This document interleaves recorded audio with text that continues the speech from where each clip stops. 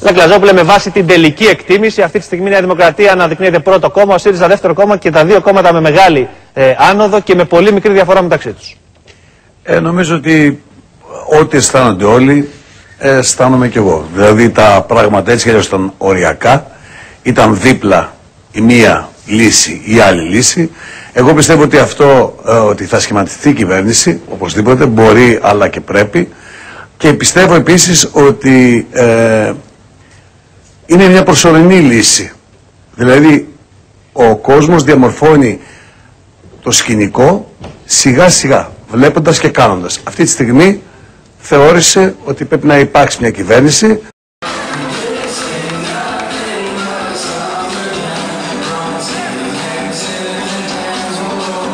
Η διασκέδαση στα Χανιά δεν σταματά ποτέ.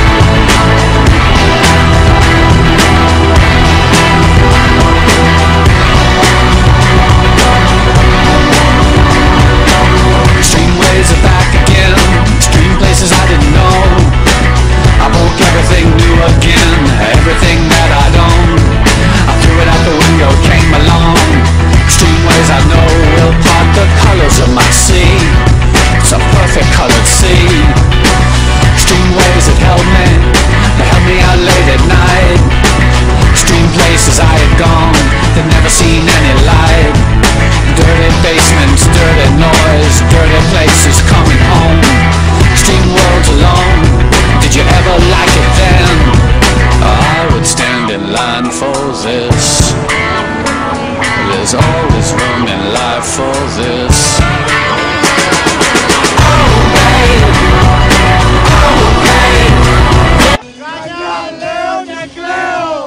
Χανιά λέω και κλαίω. Και εγώ στην Αθήνα τα βλέπω και λέω. Γεια σου ρε Νίκο με το σειρώμενο. Ωραία περνάτε εκεί κάτω.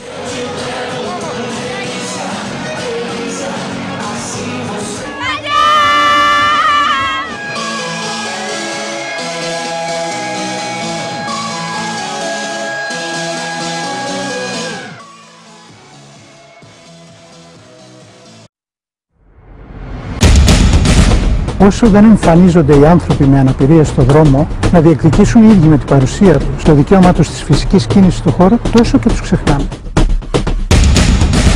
Πρέπει ο άλλος να είναι πολύ δυνατό για να μην πάτε τη φύση. Κανένας δεν έχει υπογράψει συμβόλαιο με την αρτιμέλεια. Όταν δίνεις το περιθώριο στον άλλο να σε περιθωριοποιεί, θα σε συνδυλίψει.